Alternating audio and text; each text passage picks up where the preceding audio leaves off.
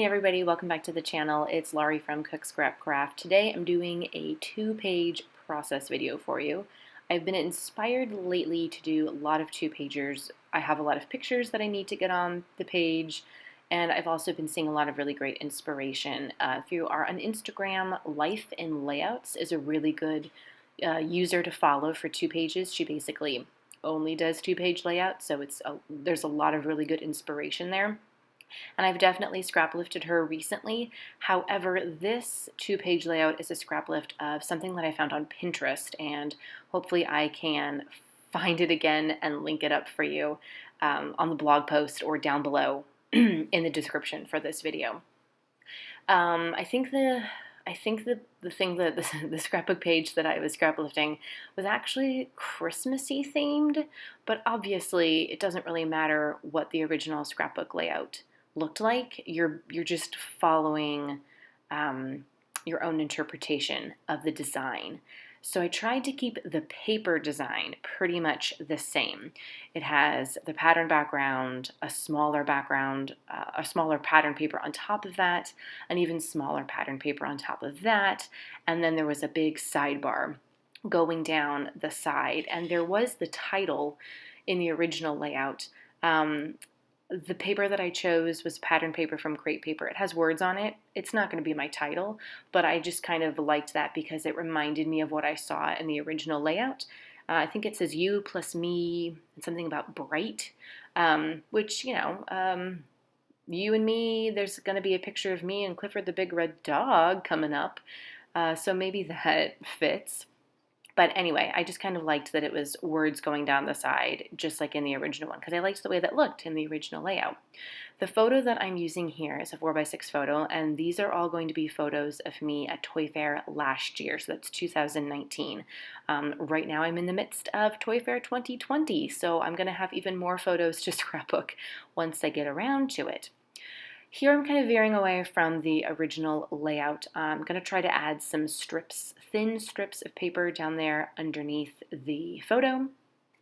And I think this is the only photo that I keep 4x6. Everything else gets way cut down, which is great because it's a great way to get a lot of photos on a page. I end up doing this one here on this page, the first page, and then the second page is going to end up with 5 photos, which is like crazy. So 6 photos in a 2-page layout, which is pretty good.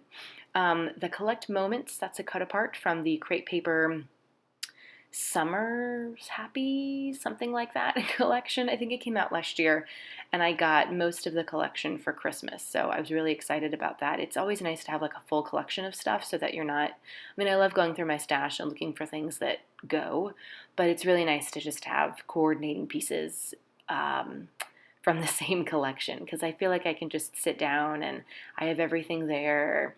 I can really like just get started and get creative. So the Collect Moments cut apart, that's actually going to be the title for this 2-pager. I kind of like when there are cut aparts with words that you can use as titles so that you're not struggling to find alphas that have all the letters you need and make up what you want to say. So part of this Crate Paper collection are those stickers and that cool like pom-pom embellishment. It's really awesome. It's like popped up on some foam, so it gives the page some really nice dimension. And the papers, the 2 background papers, the first one and the second one, are actually from a Recollections paper pad, because the Crate Paper paper pad, I think I did a haul video, so you can check that out on the channel. The Crate Paper paper pad comes with a lot of different pattern papers, but only one of each. So when you're trying to do 2-pagers, unless you're having like solid color cardstock as the background, which I do sometimes, but it makes it really hard. So I had this Recollections paper pad that was a hot buy at Michael's. It was less than $10, and I just went through it and found some coordinating pattern paper in the right colors. It's a really gorgeous and huge paper pad, so it's going to last me a really long time. So there I'm just adding some extra stickers from that Crate Paper collection, just trying to finish up this first page so that it meets my standards of embellishments. I like to try to go like embellishment crazy, but at the same time I want to make sure that everything has a place that makes sense. So I'm just going to finish up this first page with some of the Crate Paper gem stickers, gem stickers. They're self-adhesive gems. They're so bright and beautiful. And now I get to start on the second page. So the second page, this is not like a mirrored two-pager. This is not, nothing is even. It's like a totally different design, but it uses the same pattern papers. So there are ways that it ties back together into the first page, which is great. So you'll see the background paper is the same. That striped paper makes another appearance going all the way across the page. I do add in a third pattern paper per the original layout. And that worked out really well because I had used that on a different layout, and I had that was the rest of the paper that I had, and it just so happened to be like the perfect fit for this other side. And then you'll see that the pink and white paper is making another appearance as a strip going along the side there. So now I'm ready to add in my photos, and all of my photos are 4x6. However, there's no way I'm going to fit 5 4x6 photos on this side of the page. So everything has to be cut down, and I start cutting down those photos in 4x4. There was like a grid. There wasn't like a grid. There was a grid on the original layout where it's 4 photos in a grid, and then that strip had another photo going like down the side. So I cut that photo down to meet the little paper strip requirements. I think it ended up being like through something by 5. I don't remember. But obviously then my 4x4 squares were not enough. So I had to cut those down a little bit more. And these are all photos, like I said before, of me at Toy Fair. If you don't know what Toy Fair is, it's an industry event for people who work with toys, manufacturers, I can't talk, retailers, media. So I'm a member of the media. I get to go and take pictures, check out all the cool new toys that are coming out later in the year. I see everything before it even hits store shelves. And then for my company, we do videos and post them on our YouTube channel to give everybody who can't go a sneak peek at what's coming out for next year. So if you have any toy questions, let me know, or check out ttpm.com before you buy for your kids, because we're a pretty good resource when it comes to toys, I would say. So again, I'm cutting those photos down. Oh my goodness, I think they end up being like maybe 3x3. I don't think they're 2x2, but yeah, they just needed to be cut down a little bit more. I just wanted there to be more space, between the photos. And I love cutting down photos. I print everything off in 4x6. I think I might have already said that. And I've been doing a lot of photo cutting down. You can't even imagine. Because so much of the time, I want to get multiple photos on a page, and you just can't do it with the 4x6 size. And a lot of times, you don't need to see the entire 4x6. So cutting down the photos, I know I've probably said this many times, cutting down the photos really just helps you focus on the part of the photo that you want to focus on. So here I'm trying to tie in a little more pattern paper from the first page onto this second side. I have that golden strip and then that blue pattern paper. I'm just trying to figure out where I want it all to go. And I'm deciding to put an extra strip next to the larger pattern paper strip on the side there. And then just because I just want to tie it all together. There's a first page and a second page of this. They don't look exactly alike, which I love. They're basically 2 different designs, but I want to tie them together, and I want to make it visibly clear that these 2 pages go together.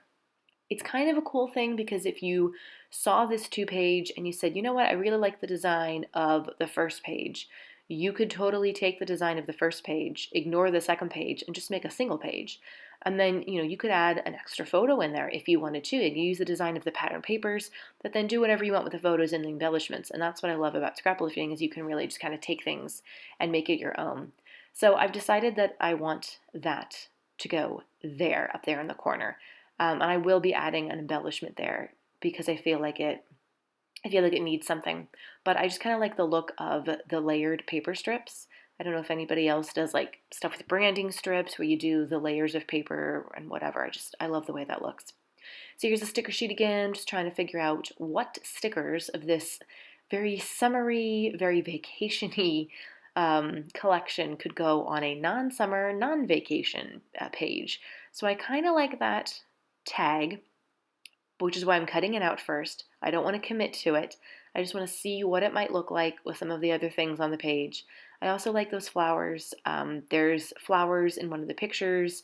I think I had flowers and maybe something on the other side. I don't remember now.